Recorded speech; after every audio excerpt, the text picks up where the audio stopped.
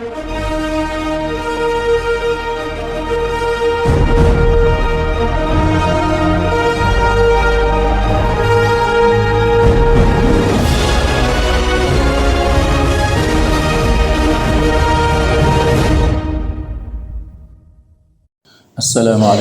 warahmatullahi wabarakatuh. Alhamdulillahi wa kafa, wassalatu wassalamu ala nabiyil mustafa, wa man sara ala nahjihi faqad iktafa, wa ba'd. Hadirin hadirat rahimakumullah, marilah selalu kita perbarui rasa syukur kita kepada Allah Subhanahu wa taala yang hingga saat ini masih mencurahkan nikmat dan barokah kepada kita semua, sehingga kita bisa sampai pada sepertiga di bulan Ramadan, yang mana kalau kita ibaratkan seperti tamu itu memiliki jatah 3 hari 3 malam berada di rumah tuan rumah, maka kalau kita analogkan dengan bulan Ramadan ini, kita kedatangan tamu Ramadan yang sudah bersiap-siap untuk meninggalkan kita di sepertiga yang terakhir ini. Allah Ta'ala berfirman, wal fajr wa layalin ashr, demi waktu fajar dan malam-malam yang 10. Para ulama berbeda pendapat apa yang dimaksud dengan malam-malam yang 10 ini. Sebagian mengatakan yaitu 10 hari yang pertama di bulan Dzulhijjah.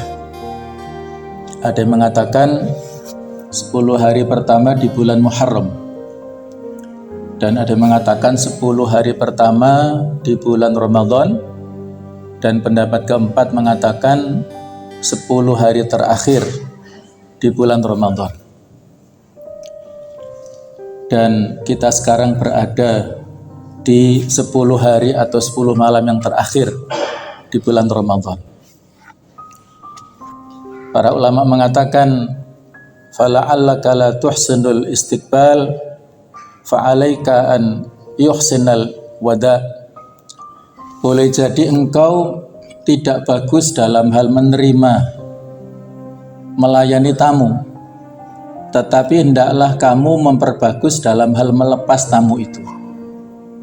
Mungkin pada saat 10 hari 10 malam pertama di bulan Ramadan kita kurang maksimal, 10 hari atau 10 malam kedua kita juga kurang semangat. Maka marilah kita masih diberikan kesempatan di 10 malam terakhir, 10 hari terakhir bulan Ramadan. Mari kita lepas Ramadan dengan husnul khotimah, dengan semangat ibadah yang lebih baik. Hadirin rahimakumullah, satu saat Al-Imam Asy-Sya'bi, beliau adalah salah seorang di antara tabi'in yang senior, hidup di Kufah pada zaman pemerintahan Khalifah Umar bin Khattab, dan beliau berguru kepada para sahabat mulia, yaitu di antaranya Khalifah Umar, kemudian Ali, Abdullah bin Umar, Abu Hurairah, dan lain-lain. Beliau seorang alim, menjadi rujukan masyarakat. Satu saat ditanya oleh seorang pemuda, wahai Syekh, bagaimana saya bisa memastikan mendapatkan Lailatul Qadar? Nah, mungkin itu juga mewakili pertanyaan kita, terutama pada saat memasuki 10 hari 10 malam terakhir di bulan Ramadan. Maka Imam Asy-Sya'bi mengatakan, barang siapa yang menghidupkan 10 hari terakhir di bulan Ramadan dengan sholat, kemudian dengan berzikir, dengan beristighfar, bertaubat, bermunajat pada Allah Ta'ala, maka kemungkinan besar ia mendapatkan Lailatul Qadar walaupun dia tidak menyadarinya. Maka si penanya atau pemuda ini masih penasaran, masih mengejar lagi dengan pertanyaan berikutnya.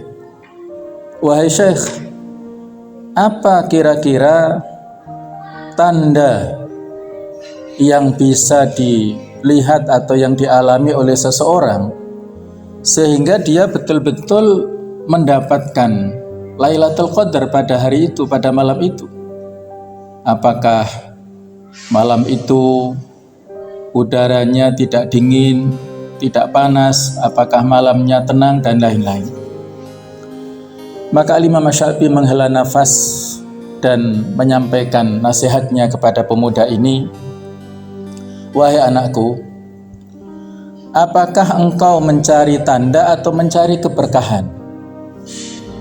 Banyak orang yang menghabiskan malam-malam mereka untuk mencari sesuatu yang kasat mata, tetapi melupakan ketenangan dan keberkahan yang Allah letakkan dalam hati mereka.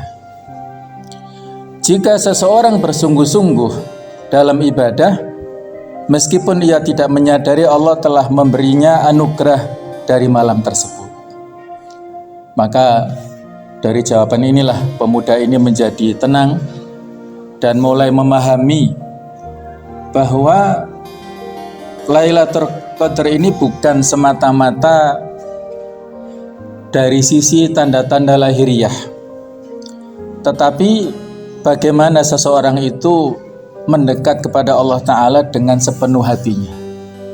Nah, kurang lebih seperti itulah dialog percakapan antara Imam Syafi'i dengan salah seorang muridnya ya, yang kalau kita lihat di dalam dalil-dalil ya, diantaranya di surat Al-Qadr Allah Ta'ala berfirman untuk mensifati bagaimana malam Al-Qadr itu, tanazzalul malaikatu warruhu fiha bi'idni rabbihim min kulli amr salamun hiya hatta matla'il fajr.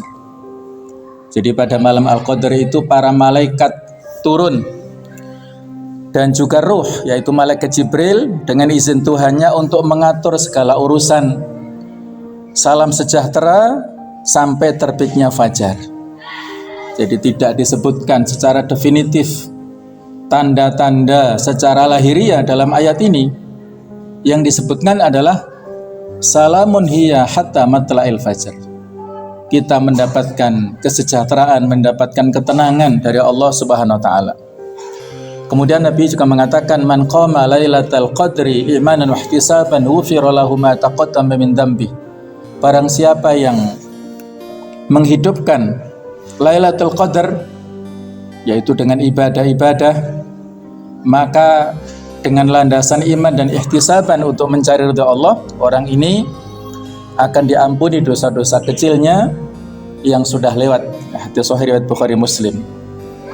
Kemudian ada pendapat-pendapat dari beberapa ulama pendahulu kita, di antaranya Imam Ghazali dalam kitab Ihya Ulumuddin menjelaskan bahwa tanda seseorang mendapatkan Lailatul Qadar bukan hanya pada fenomena langit, tetapi lebih pada ketenangan batinnya dan keinginan kuat untuk terus beribadah setelah Ramadan. Jadi justru seseorang itu bisa diketahui dia mendapatkan Lailatul Qadar di bulan Ramadan itu dari dampaknya pasca Ramadan, mirip seperti haji yang mabrur ya. Haji mabrur itu bukan semata-mata prosesinya yang sesuai dengan tuntunan syariat, tetapi dampak pasca kepulangan haji itu, apakah bisa istiqomah dalam nilai-nilai kebenaran ataukah dia menyimpang dari nilai yang lurus. Kemudian Ibnu Qayyim al-Jauziyah dalam kitab Zadul Ma'ad mengatakan bahwa hakikat Lailatul Qadar ini terletak pada bagaimana seseorang merasakan peningkatan iman dan kedekatan dengan Allah, bukan sekedar mencari tanda-tanda lahiriah.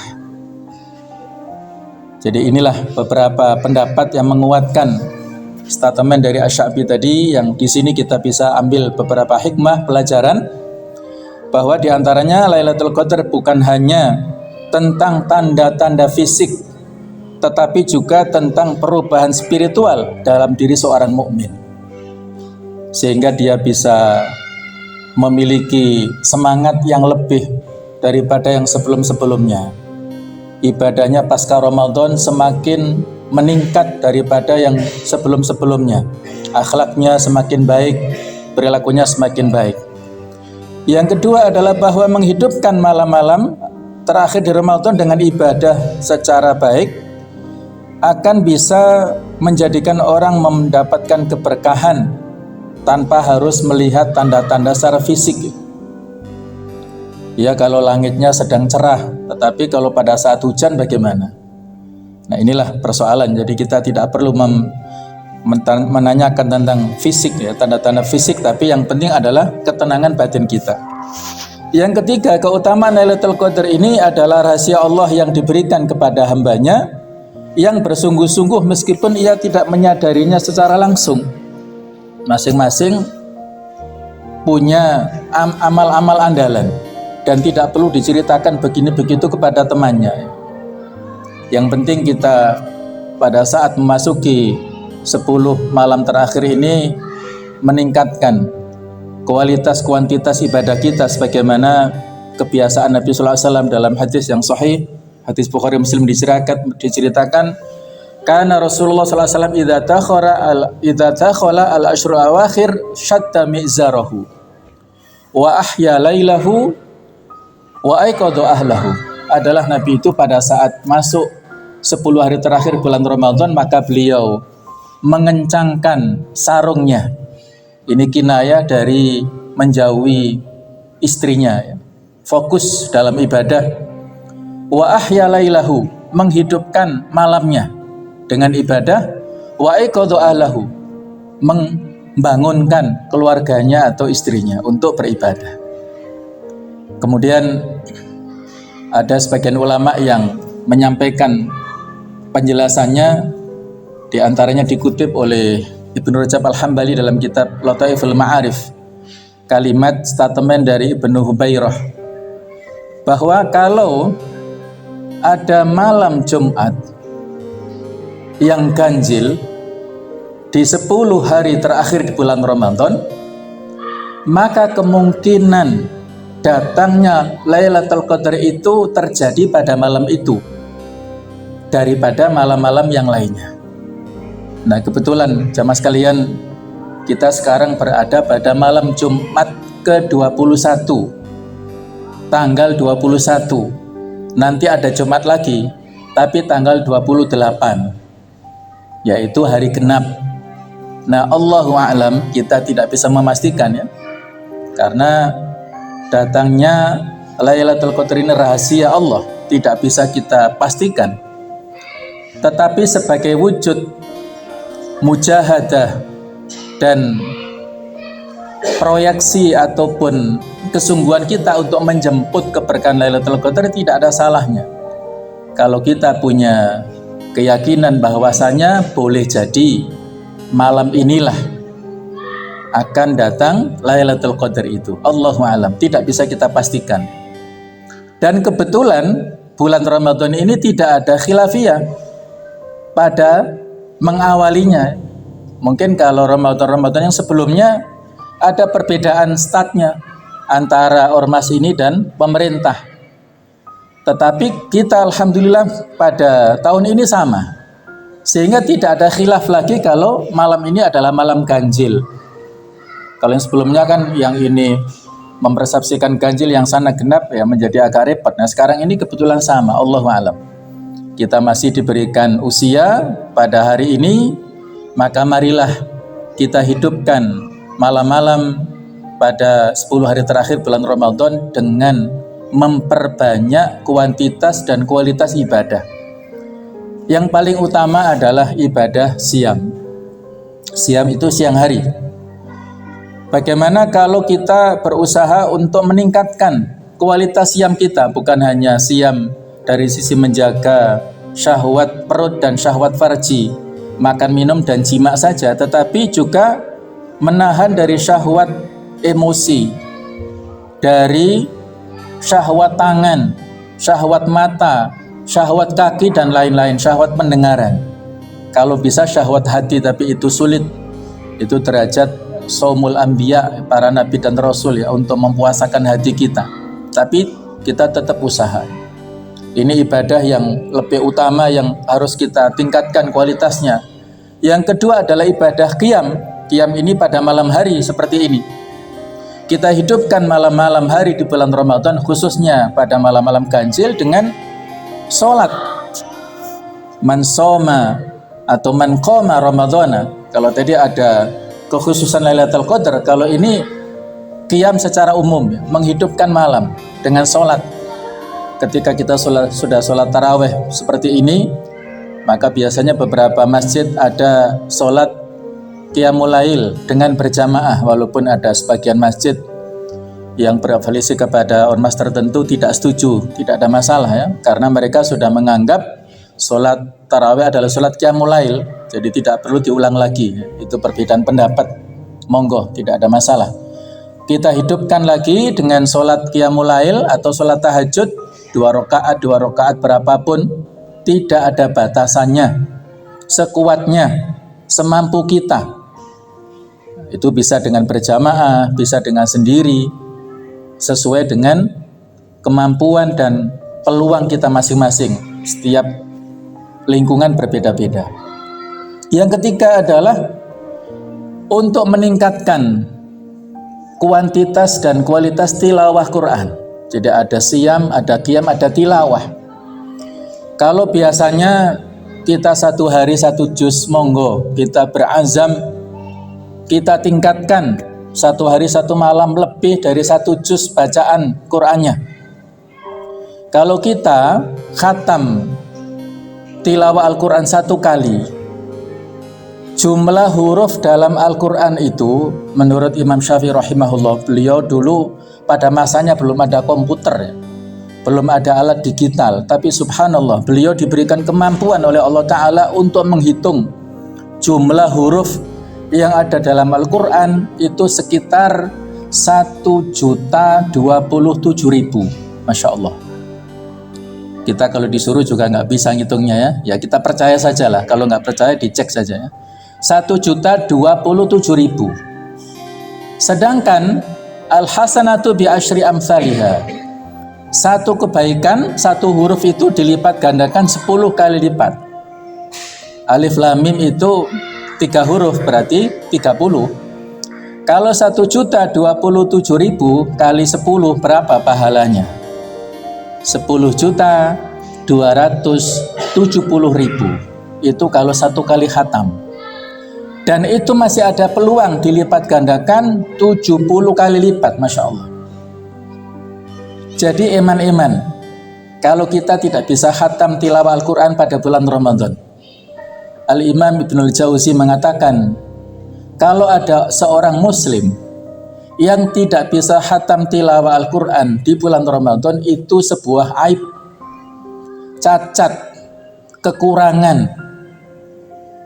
Kalau di bulan Ramadan dia tidak bisa khatam tilawah, kemudian mau milih di bulan apa lagi? Ramadan yang kita semangat ya, dikondisikan di bulan Ramadan ini tidak bisa menghatamkan tilawah, terus kapan lagi mau milih harinya? Susah untuk bisa menghatamkan tilawah ini.